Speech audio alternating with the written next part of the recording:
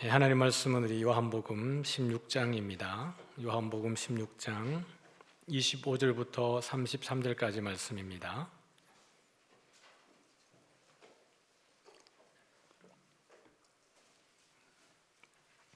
제가 25절 읽겠습니다. 이것을 비유로 너희에게 일렀거니와 때가 이르면 다시는 비유로 너희에게 이르지 않고 아버지에 대한 것을 밝히 이르리라.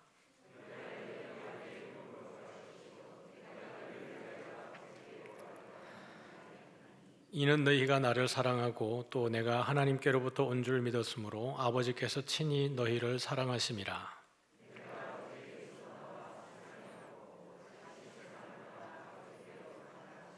제자들이 말하되 지금은 밝히 말씀하시고 아무 비유로도 하지 아니하시니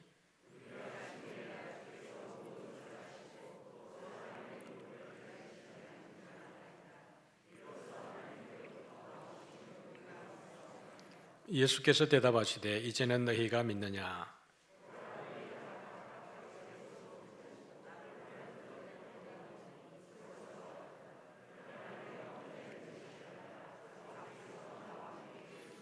같이 읽습니다. 이것을 너희에게 이르는 것은 너희로 내 안에서 평안을 누리게 하려 함이라.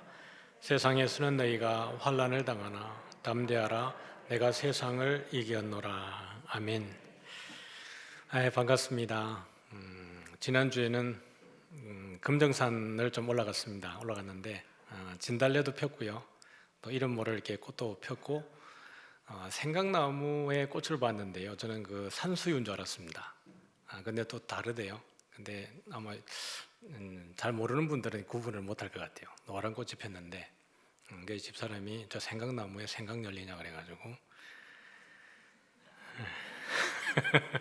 네, 그랬더랬습니다. 하여튼 봄은 왔고요.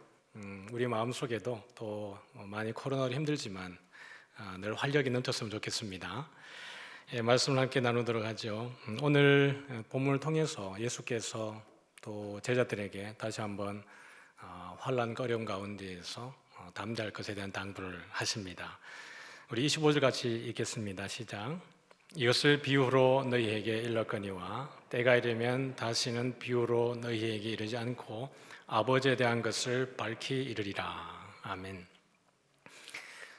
예수님께서 오셔서 제자들에게 천국에 대한 이야기를 하실 때에 늘 이제 비유로 이야기를 했죠. 비유 그러면 어떻게 보면 이제 뭐 잠언 또 지혜 이야기들 또 여러 가지 일상의 이야기들을 어떤 것에 빗대어서 이렇게 설명을 하시는 것을 비유라 이렇게 이야기를 합니다. 예수께서 그렇게 비유로 말씀을 하시는 것은 사실 우리들에 대한 사랑이죠. 주께서만 아시는 말씀으로 이야기하면 또 제자들이 못 알아들을 수 있으니까 일상에서 일어나는 여러 가지 일들, 씨 뿌리는 비유, 또 고기 잡는 비유, 또 나무들에 대한 이런 비유, 이런 것들을 통해서 천국의 이야기들을 하시는데요.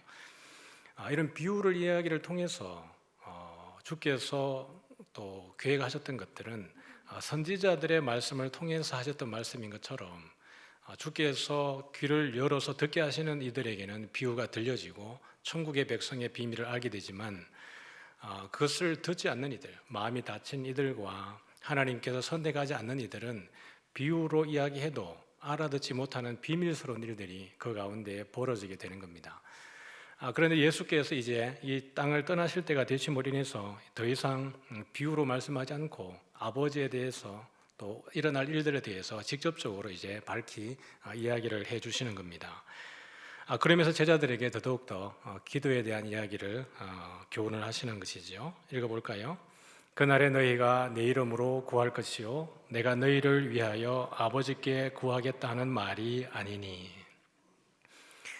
지금까지는 예수님의 말씀을 보면 내가 너희를 위해서 대신 기도를 했다. 그러나 이제는 너희가 내가 기도해 줄 게 아니라 너희 스스로가 기도하게 될 것이다 라고 이야기하면서 이미 몇 차례 요한복음 안에서도 무엇이든지 원하는 대로 구하라. 내 말이 너희 안에 거하면 무엇이든지 원하는 대로 구하면 다 이루게 될 것이다. 하나님이 주실 것이고 너희는 받게 될 것이다 라고 이야기를 합니다. 마태복음에서도 예수님은 산상보험을 통해서 제자들에게 너희들이 구하라 그러면 받을 것이요, 찾으라 그러면 찾을 것이요, 문을 두드리라 그러면 너희에게 열릴 것이라, 이렇게 이야기를 하는 것이죠. 여기에서도 예수님이 주목하셨던 것은 너희들이 구하고 있는 대상이 누구냐에 대한 이야기를 하셨습니다. 자식이 떡을 달라 그러면 누가 돌을 주며, 생선을 달라 그러는데 누가 뱀을 주겠느냐. 너희가 악한 자라도 자식에게 좋은 것을 줄 알거든 하물며 하늘에 계신 너희 아버지께서 너희에게 좋은 것으로 주시지 않겠느냐라고 이야기를 하는 겁니다.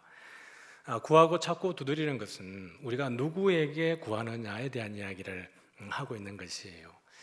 그러므로 우리가 아버지에게 구하고 있기 때문에 아버지는 지속적으로 우리에게 모든 것을 주신다, 이렇게 이야기를 하는 겁니다. 세상에 대해서, 그럼 우리가 기도를 사실은 많이 해야 되는 거예요. 아버지는 우리에 대해서 모르는 것이 없는 분이시니까요. 요즘에는 이제 눈으로 대화하는 세대입니다, 맞죠? 저희 집에도 눈으로 대화하는 한 족속이 있습니다. 눈을 이렇게 뜨고 있으면, 이렇게 하고 있으면 뭘 얘기하는지 저는 잘 모르는데 집사람은 알아서 제가 통역을 요청합니다. 뭐라고 이야기했냐 그러면 밥 달라는 거라고. 그러면 이제 배고프다는 이야기를 해석하고 그렇게 해요. 하나님이 우리에 대해서 사실은 다 알고 계시기 때문에 우리가 기도할 때에 아주 교양 있게 기도하는 것, 지적으로 기도하는 것 상관없이 무엇이라도 우리가 입을 열어서 주께 구하면 하나님이 우리의 형편에 맞춰서 다 해석하고 들으시고 응답하는 줄 믿으시길 바랍니다. 이게 바둑을 떠보면요, 옛날에 좀 바둑을 뒀었는데 바둑을 두다 보면 고수와 하수의 차이가 있죠. 하수는 고수의 세계를 절대 이해하지 못합니다. 내가 돌을 놨는데 왜 저 사람이 저게 돌을 놓는지 절대 이해할 수 없는 거예요. 그러나 고수는 어떻게 하죠? 다 알아요. 몇 수 뒤에 얘가 어디에 뭘 놓을 건지 다 알기 때문에 이미 거기 앞에 돌을 두는 겁니다. 우리가 하나님에 대해서 잘 모르기 때문에 설마 하나님이 이걸 들으실까? 또 하나님 이걸 다 알고 계실까라고 생각하지만 하나님은 우리의 창조자라는 것을 기억하시기 바랍니다. 그래서 우리가 중요한 것은 늘 구하고 찾고 두드리는 것, 쉬지 않고 기도하는 것이 아주 중요합니다. 어떤 이들은 아주 믿음이 좋은 것처럼 또 잘못된 말씀의 교육을 받아가지고 우리가 기도하지 않아도 하나님이 다 아시기 때문에 들어주신다라고 생각을 하고 있는데 전혀 틀린 건 아니지만 성경은 지속적으로 예수께서도 우리에게 기도하라고 이야기하고 있고요. 사도들도 서신서를 통해서 우리에게 지속적으로 기도하라고 이야기하고 있습니다. 기도는 우리와 하나님이 연합할 뿐만 아니라 우리가 보지 못하는 이 너머의 세계를 볼 수 있는 능력을 기도를 통해서 우리에게 주시는 겁니다. 그러므로 우리가 하나님 아버지 앞에 무엇이든지 상관없이 여러분들이 기도하는 것이 아주 중요합니다. 다음 주가 이제 고난주간 특세인데 새벽 기도만이 중요한 게 아니라 여러분 일상 가운데 어디에 있든지 기도하기를 힘쓰시기를 바랍니다. 왜 하나님이 우리의 모든 기도를 들으시냐 그러면 하나님이 우리를 어떻게 하시기 때문에요? 사랑하시기 때문에 그래요. 신약 성경에는 사랑에 대한 표현을 할 때 여러 가지들이 나오고 있죠. 헬라어로 보면 사랑에는 여러 가지가 있는데 첫 번째는 아가페, 또 필레오, 스트로게, 에로스. 하나님의 사랑은 어떤 사랑이죠? 질문이 어려웠나요? 아가페, 필레오, 스트로게, 에로스. 하나님은 어떤 사랑이죠? 그렇죠. 여기도 보면 하나님이 우리를 사랑하셨는데요. 여기에 사랑하다라는 단어는 필레오를 썼습니다. 누가 쓰느냐에 따라서 필레오를 쓰든 스트로게를 쓰든 상관없죠. 그러나 굳이 예수님은 여기에서 하나님이 우리를 사랑한다는 것에 대해서 뭘 쓰고 있는 거예요? 필레오를 쓰고 있는 겁니다. 예수님도 우리에게 어떤 분이시죠? 시작. 너희는 내가 명하는 대로 행하면 곧 나의 친구라. 하나님이 우리를 얼마나 사랑하시냐 그러면 우리의 수준까지 사실은 그것을 눈높이를 맞추어 주시는 거예요.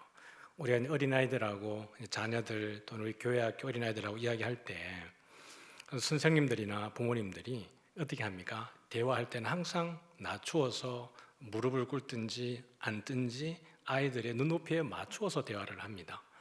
또는 가슴에 안고 그들과 호흡하면서 이야기를 하는 것이죠. 그것이 사랑입니다. 부모님들 가운데에도 자녀와의 관계가 친구 같은 관계가 있고 아주 가부장적인 관계가 있습니다. 자녀의 입장에서 보면 친구 같은 아빠가 좋아요? 아니면 정말 가부장적인 아빠가 좋아요? 1초도 망설임 없이 친구 같은 아빠. 저는 저희 아버님이 이야기할 때 그냥 기침 한마디로 다 해석했습니다. 그러면 이불 깔아라는 말인지, 아니면 밥상을 차리라는 이야기인지, 뭘 치우라는 얘기인지 그냥 기침 한마디에 다 알았습니다.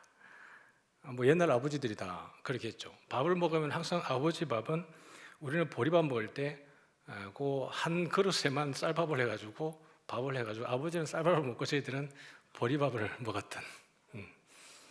저희 어머니 때만 해도 어머니는 밥상 밑에서 밥을 먹었습니다.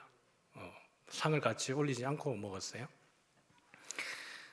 자녀 입장에서 보면 아버지는 친구 같은 아버지가 좋지, 그런 가부장적인 엄한 아버지가 그렇게 좋지 않습니다. 근데 하나님이 우리에게 어떤 분으로 지금 묘사되고 있는 거예요? 친구 같은 분으로 오시는 거예요. 그래서 우리의 아픔과 우리의 어려움과 모든 상황을 이미 다 아심에도 불구하고 우리의 자리까지 내려오셔서 우리의 입장에서 들으시고 해석하시고 우리의 것을 응답하시는 분이 우리 하나님이십니다. 그러므로 너희들이 무엇이든지 원하는 대로 구하라. 그래서 하나님이 이것을 엄하게 딱 판단해가지고 이건 안 돼, 저건 돼, 이게 아니라 무엇이든지 구하면 우리 주께서 우리의 형편에 맞게 응답하시는 줄 믿으시길 바랍니다. 사실 이를 위해서 우리 예수님께서 중보자로서 늘 우리 아버지 곁에 계시는 겁니다. 같이 읽어볼까요? 시작. 누가 정죄하리요? 죽으실 뿐 아니라 다시 살아나신 이는 그리스도 예수시니 그런 하나님 우편에 계신 자요 우리를 위하여 간구하시는 자신이라.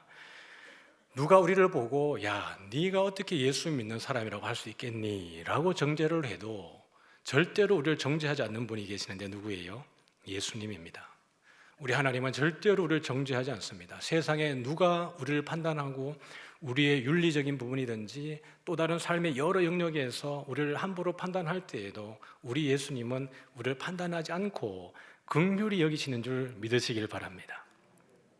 자녀들이 뭔가를 잘못하고 실수할 때에 그 상황마다 엄마 아빠가 야단치지 않습니다. 아이니까 그래요. 어리니까 그렇습니다. 그 어린아이들이 잘못한 실수가 자녀됨을 상실케 하지 않습니다.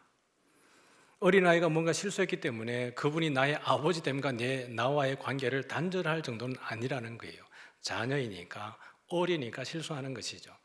그러면 우리를 위해서 이 모든 걸 알고 있음에도 불구하고 우리가 어머니의 뱃속의 형질이 이루어지기 전에, 모든 만물이 이루어지기 전에 우리를 예정하신 주께서 우리의 허물과 실수조차도 정죄하지 않고 죄를 묻지 않으신다라는 거예요. 시작. 만일 누가 죄를 범하여도 아버지 앞에서 우리에게 대언자가 있으니 곧 의로우신 예수 그리스도시라. 그러므로 우리가 마음껏 여러분 기도해야 되는데, 기도는 해야 됩니다. 쉼 없이 언제나 어디서든지. 이것은 하나님과 우리 사이의 연결고리이기 때문에 그렇습니다.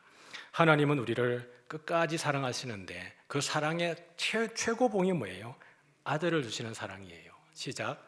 하나님이 세상을 이처럼 사랑하사 독생자를 주셨으니 이는 그를 믿는 자마다 멸망하지 않고 영생을 얻게 하려 하심이라.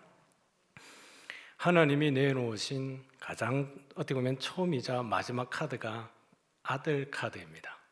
이건 히든 카드죠. 딱 감춰 있다가 하나님의 때에 딱 내신 겁니다. 뭘 이루시기 위해서요? 우리가 하나님께 바로 나아갈 수 있는 길을 열어주시기 위한 처음이자 마지막 카드를 하나님이 꺼내신 거예요. 예수께서 오시기 전에, 예수께서 성육신 하시기 전에 우리가 하나님께로 나아갈 수 있는 길은 제2적인 방법을 통해서 하나님께 나아가는 간접적인 방법입니다. 제사를 통해서 우리의 죄를 속함을 받지만 하나님을 대면할 수 없는 상황. 하나님을 대면하기 위해서는 또 다른 누군가가 필요했는데 대제사장이 1년에 한 번 지성소로 들어가는 그 방식을 통해서 우리는 하나님을 만나게 되는 것인데, 이 길을 열기 위해서 온전히 우리가 하나님과 직통할 수 있도록 길을 열어놓으신 분이 누구예요? 예수께서 오신 그 아들을 주시는 하나님의 사랑을 통해서 이것을 이루어 놓으신 겁니다. 그래서 바울은 로마서 8장에서 이렇게 이야기를 하는 것이죠. 시작. 자기 아들을 아끼지 아니하시고 우리 모든 사람을 위하여서 내주신 이가 어찌 다른 것을 우리에게 주시지 않겠느냐. 이미 최고의 것을 우리에게 주신 그분께서 우리에게 필요한 그 모든 것들을 다 주신다고 바울은 이야기를 하고 있는 겁니다. 이 그림을 보신 적 있죠? 이제 우리는 익숙합니다. 익숙한데 유대인의 세계관을 도형화시켜서 소개해 놓은 것입니다. 하늘이 있고 땅이 있고 바다가 있습니다. 우리 하나님은 가장 높은 곳에 계신 하나님이에요. 저기 가장 높은 곳에 계신 하나님이라고 하는 그 밑에 어떤 걸 있냐 그러면 하늘들 가운데 하늘. 쉽게 말하면 하늘 위에 있는 하늘을 이야기하는 겁니다. 바울이 자기가 몇 번째 하늘에 갔다 왔다 그랬죠? 세 번째 하늘에 갔다 왔다 이렇게 얘기했습니다. 우리가 보는 하늘 넘어 있는 그 하늘 그 너머에 있는 하늘에 하나님이 계신다라는 거죠. 다시 말하면 가장 높은 곳에 하나님이 계신다라고 이야기를 하는 겁니다. 그런데 그것을 모세를 통해서 하나님은 어디에 임재하시는 거예요? 가장 낮은 곳에 이 땅에 하나님의 거처를 삼으시는 겁니다. 그러면서 성막을 이 땅에 주신 거예요. 그러면서 이 땅에 있는 지성소 안에 1년에 한 번 대제사장이 들어갈 때에 주께서 거기에서 그의 백성을 만나 주신다는 겁니다. 그러므로 이제부터는 성막을 주신 이후에부터는 성막이 가는 곳에는 누구도 함께 계신 거예요? 하나님도 함께 계신 겁니다. 하나님이 우리와 분리된 적이 없었지만, 분리된 적이 한 번도 없었지만, 그럼에도 불구하고 성막이라고 하는 제의적 방식을 통해서 우리와 함께 하고 있다라는 것을 시각적으로 보여주는 거예요. 큰 우주를 그 작은 우주의 모습으로 담아놓은 것이 성막이에요. 그래서 제가 한번 설명을 드렸지만 이 성막은 뭐다고요? 성육신의 그림자라고 이야기했습니다. 모형이라고 이야기를 했어요. 성육신은 뭐죠? 아들이신 예수께서 이 땅에 오신 사건을 성육신이라고 이야기합니다. 그런데 성막을 하늘의 하나님이 이 땅에 내려오신 사건임으로 인해서 성육신에 대한 예표적이라고 제가 설명을 드린 거예요. 조금 더 구체적으로 설명을 드려보죠. 여러분이 보는 가운데에 한 사람이 있는 곳이 성소입니다. 그리고 이 성소에 커튼이 쳐져 있고 커튼 너머에 있는 공간이 지성소인 것이죠. 여기 성소에 있는 대제사장이라는 사람이 커튼을 지나서 지성소로 들어가려고 그러면 1년에 한 번 정해진 날에만 들어갈 수 있습니다. 그리고 다른 사람들은 절대로 들어갈 수 없는 것이죠. 예수께서 오신 이유는 이 대제사장이 서 있다가 지성소로 들어가는 커튼을 제거하기 위해서 오신 겁니다. 그러면 이 커튼이 제거되어지게 되면 이 들어가는 길이 어떻게 되는 거예요? 열리는 거예요. 그래서 히브리서 기자는 이것을 이야기할 때 시작. 그들이 섬기는 것은 하늘에 있는 것의 모형과 그림자라. 자, 그들의 섬기는 것은 하늘에 있는 것의 모형과 그림자라 그랬으니까 실체는 어디에 있을까요? 실체는 하늘에 있는 거죠. 왜냐하면 땅에 있는 것은 모형과 그림자니까요. 하늘에서 새 예루살렘이 내려올 때 요한이 새 예루살렘 가운데 성소를 찾습니다. 성전을 찾아요. 그 성전이라는 것은 지성소를 이야기합니다. 여러분이 성막의 이미지에서 봤을 때 지성소는 누가 계신 곳이에요? 하나님이 계신 곳입니다. 그래서 새 예루살렘이 내려올 때 요한이 그 지성소를 찾는데 지성소가 있었을까요? 없었을까요? 없었어요. 다음에 제가 묻거든 없다고 대답하세요. 있었을까요? 없었을까요? 없었어요. 그들이 요한이 생각하는 지성소가 없었습니다. 왜냐하면 어린 양과 하나님이 지성소였기 때문에 그렇습니다. 천국에는 이 지성소, 공간적 지성소 개념이 없고 누가 지성소예요? 바로 어린 양 자체가, 하나님 자체가 지성소이기 때문에 건물에 공간이 없는 거예요. 그러면 다시 역으로 돌아오겠습니다. 예수께서 이 땅에 오신 것은 이 땅에 있는 모형과 그림자에 누가 온 거예요? 실체가 내려온 거예요. 이해되십니까? 다시요. 어려우니까요. 2부 때는 잘 이해하셨는데, 땅에 있는 성막은 하늘에 있는 것의 모형과 그림자였습니다. 그러면 실체는 어디에 있는 거라고요? 하늘에 있어요. 근데 하늘에 있는 실체는 어떤 모형과 공간과 장소적 개념이 아니라 그냥 존재였습니다. 바로 어린 양과 하나님이 그 성전 자체에 있었던 거예요. 그러므로 또 다른 어떤 곳에 가서 하나님을 예배할 필요가 없이 그 천국 자체가 지성소였습니다. 근데 그 지성소의 본체이신 어린 양 예수께서 이 땅에 오신 거예요. 그러므로 성막은 오시는 예수님, 성육신의 예표적 그림이라고 말씀을 드린 거예요.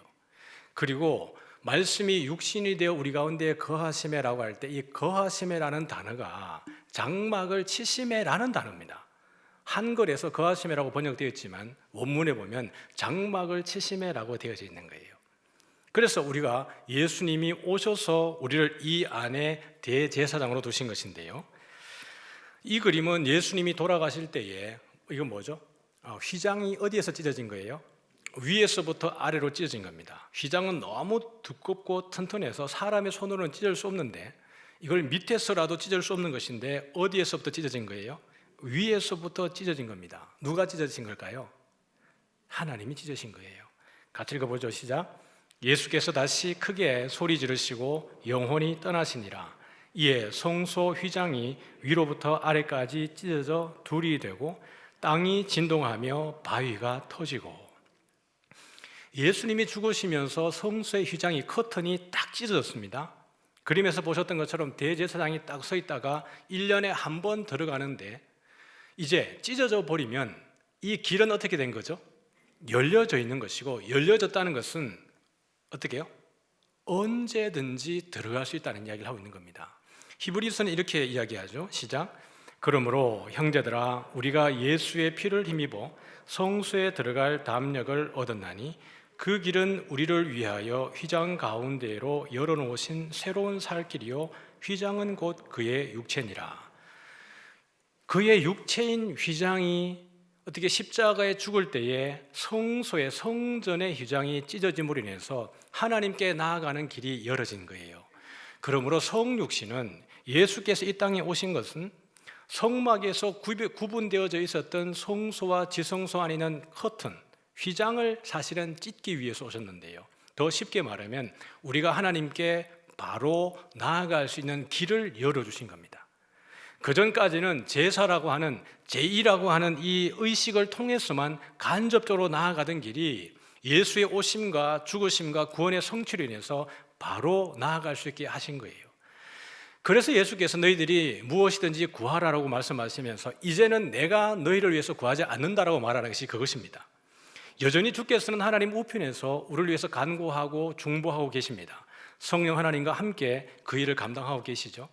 그럼에도 불구하고 하나님께 구하는 것은 이제 누구의 일인 거예요? 우리들의 일입니다. 내가 주께 주의 이름으로 아버지께 기도하게 되면 하나님이 바로 들어주시는 거죠. 대제사장이 1년에 한 번 들어가던 것이 이제는 우리가 수시로 하나님과 대면할 수 있게 됨으로 인하여서 우리도 누가 된 거예요? 대제사장적 신분을 얻게 된 겁니다. 우리의 의지와 상관없이 하나님의 사랑으로 말이죠. 그러면서 예수님은 우리에게 이렇게 이야기합니다. 시작. 너희에게 이르는 것은 너희로 내 안에서 평안을 누리게 하려 함이라. 세상에서는 너희가 환난을 당하나 담대하라. 내가 세상을 이겼노라. 이제 예수님께서 가시면서 이미 제자들에게 말씀하시기를 너희는 마음에 근심하지 말라. 하나님을 믿으니 또 나를 믿으라. 내 아버지 집에 거할 곳이 많다. 내가 가서 너희를 위해서 거처를 예비하고 나면 내가 다시 와서 너희를 나 있는 곳에 데리고 가겠다. 이렇게 얘기를 하는 겁니다. 너희를 죽이려 하는 자가, 예수님 떠나고 나면 너희를 죽이려 하는 자가 와서 말하기를 이것은 하나님을 위한 일이라고 말할 것이다. 그러니까 고난과 환난은 제자들에게 임박해져 있습니다.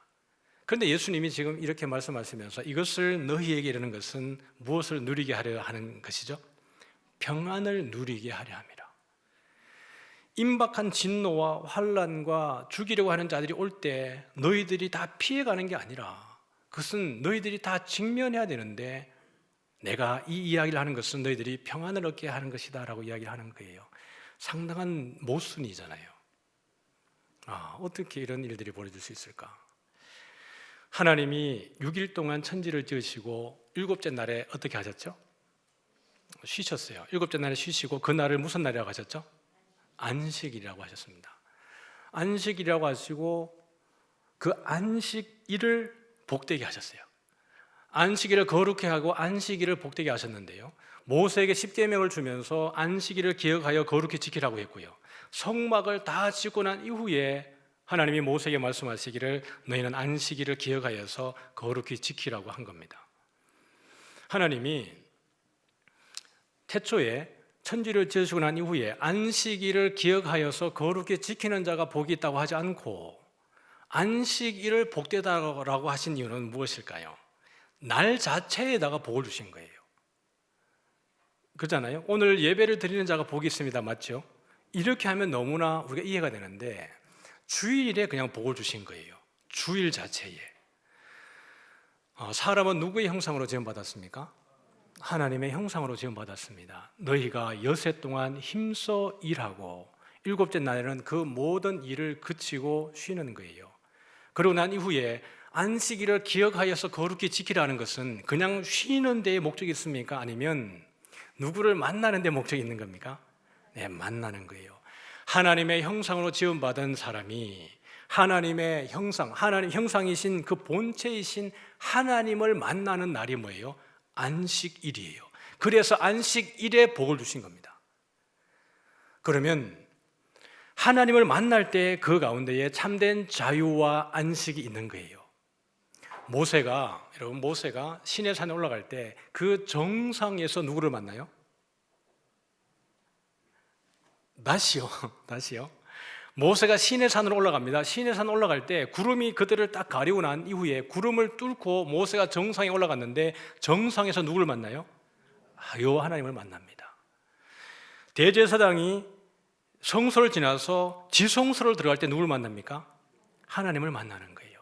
아담과 하와가 에덴 동산에 있을 때 누구를 만나는 거예요? 하나님을 만나는 거예요. 하나님을 만나는 것이 안식인 줄 믿으시길 바랍니다. 그 날을 정하신 것이 안식일이고, 그래서 하나님은 안식일의 날에다가 복을 주신 거예요. 사람이 마땅히 해야 될 본분이 뭐예요? 안식일에 하나님을 만나는 것이 본분이어서 안식일 자체가 복이 있는 것은 사실 안식일에 하나님을 만나는 사람이 복이 있다는 것을 오히려 그 모든 것에 포괄적으로 이야기를 하고 있는 거예요. 그러면 안식일에 하나님을 만나지 않고 일을 하는 사람은 어떻게 되었을까요? 죽었죠. 예수께서 이 모든 율법을 이루시고 온전히 성취하시고 나서 새 하늘과 새 땅을 우리에게 이미 주시고 난 이후에 부활하신 날이 무엇이에요? 주일입니다. 그러므로 우리는 주일을 기념하여서 주의 명령을 따라서 거룩하게 지키는 거예요. 그러므로 무슨 날이 복이 있죠? 주의 날이 복이 있는 겁니다. 요한계시록의 메시지도 주의 날에, 주일에 하나님이 요한에게 주신 거예요. 그러므로 주일을 지키는 우리 성도님들에게 복이 있는 줄 믿으시길 바랍니다.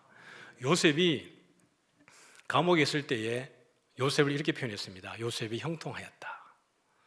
그런데 그 수식하는 말이 무엇이었어요? 여호와께서 함께 하시니 요셉이 형통하였더라, 이렇게 되어 있습니다.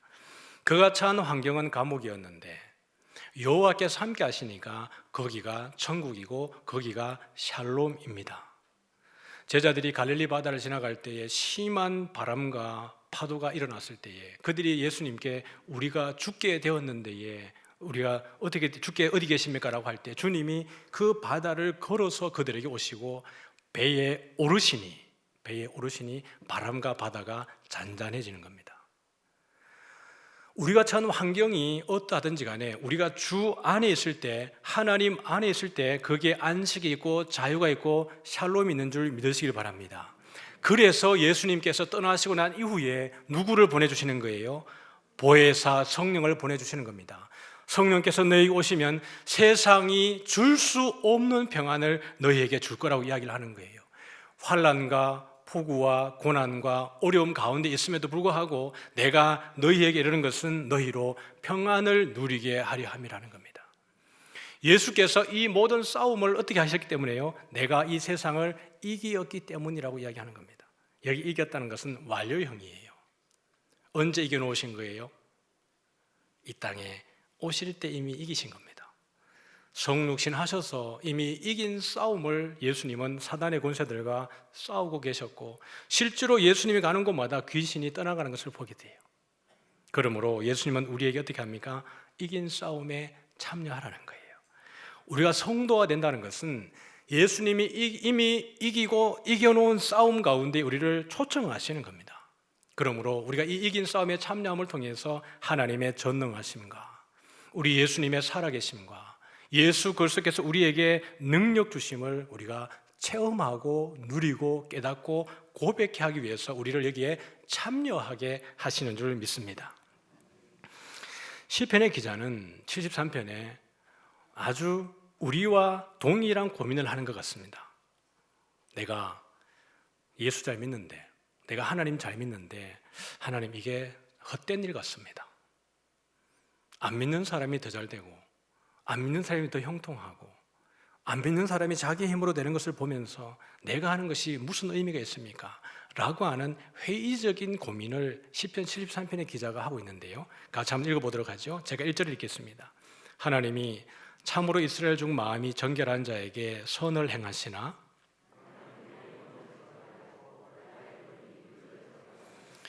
분명히 하나님이 우리 가운데 정결한 자에게 선을 베푸는 줄 알겠는데 그럼에도 불구하고 나는 지금 실족할 뻔하고 나는 믿음에서 떠날 것 같습니다 라는 얘기예요. 왜냐하면 3절인데 이는 내가 악인의 형통함을 보고 오만한 자를 질투하였음이로다. 시작. 사람들이 당하는 고난이 그들에게는 없고 사람들이 당하는 재앙도 그들에게는 없나니 살찜으로 그들의 눈이 솟아나며 그들의 소득은 마음의 소원보다 많으며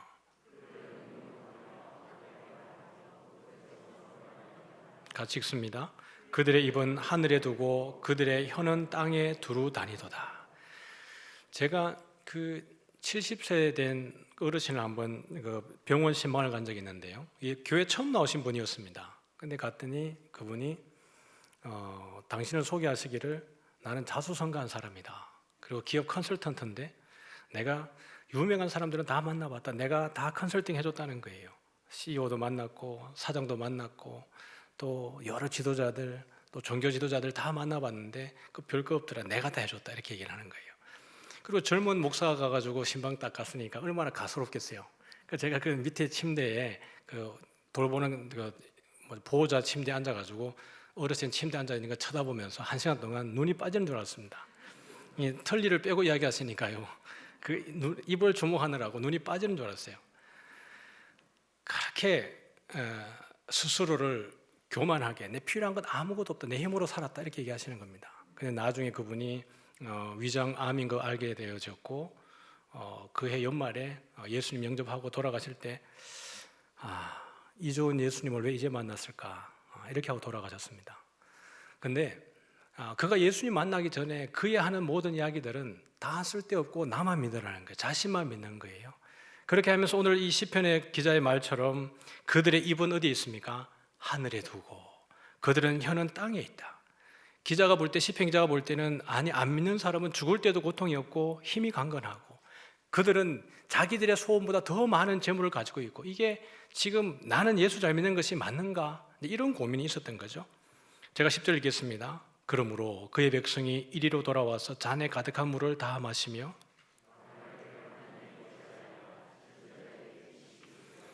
볼지어다 이들은 악인들이라도 항상 평안하고 재물은 더욱 불어나도다.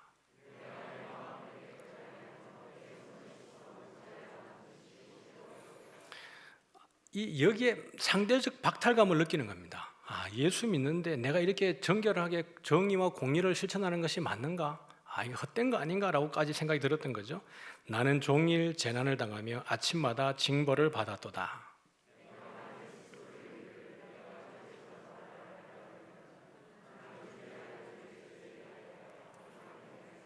같이 읽습니다.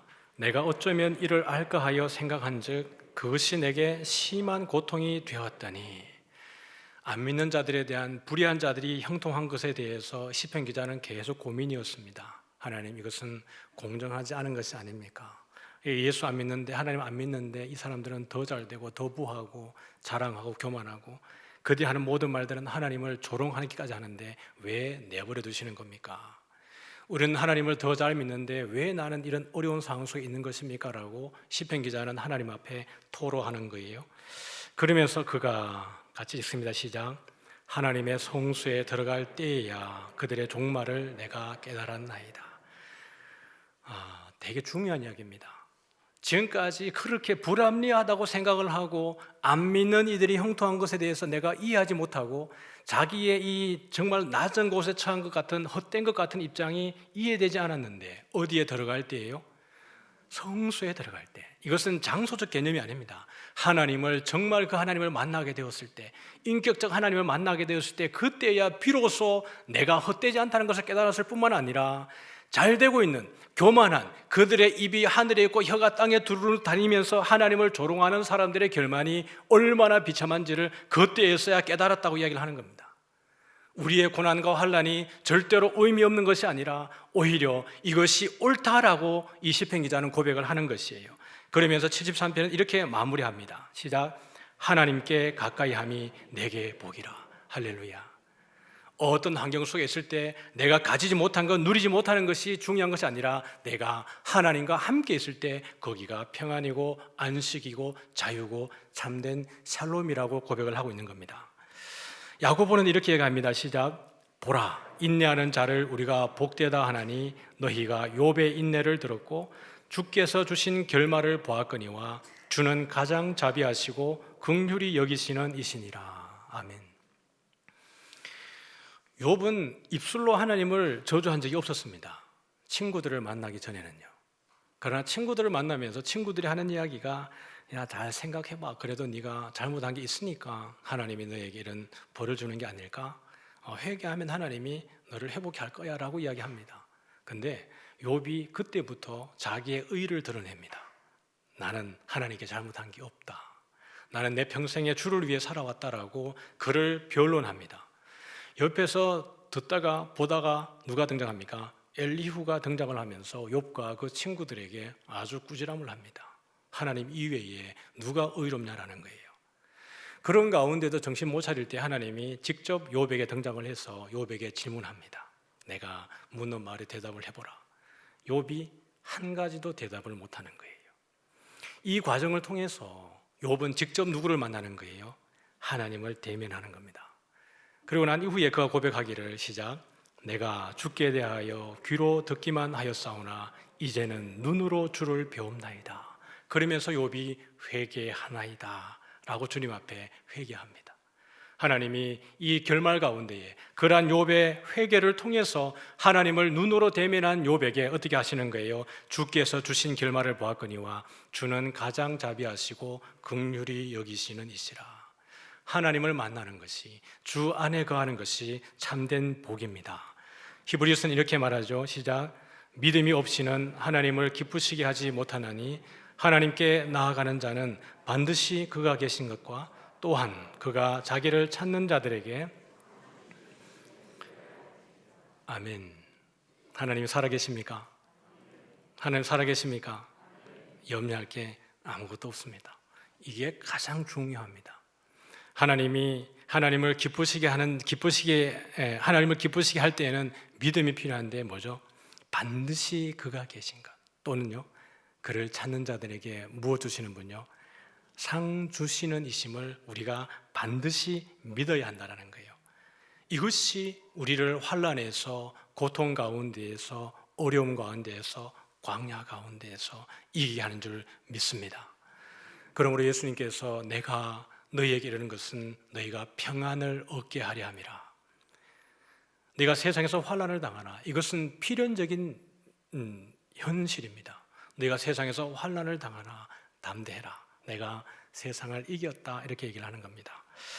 오늘 이 그림으로 말씀을 정리를 하죠. 금정산입니다. 제가 뭘 찍을게요? 뿌리를 찍었습니다. 이 뿌리를 보면서 제가 야, 니도 고생 많았다. 이런 생각이 들었습니다. 우리 어르신들 인생을 살아가는 가운데에 참 이 나무의 뿌리같이 많은 시간들을 고난과 어려움 가운데 지나지 않았습니까? 어린 나무면 이렇게 뿌리가 드러나고 밟히면 죽겠죠.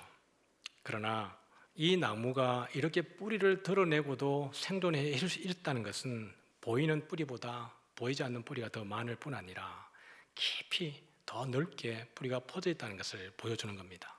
또한 이 뿌리를 볼 때, 여러분이 볼 때 이 뿌리는 죽어 있습니까? 살아 있습니까? 살아 있습니다.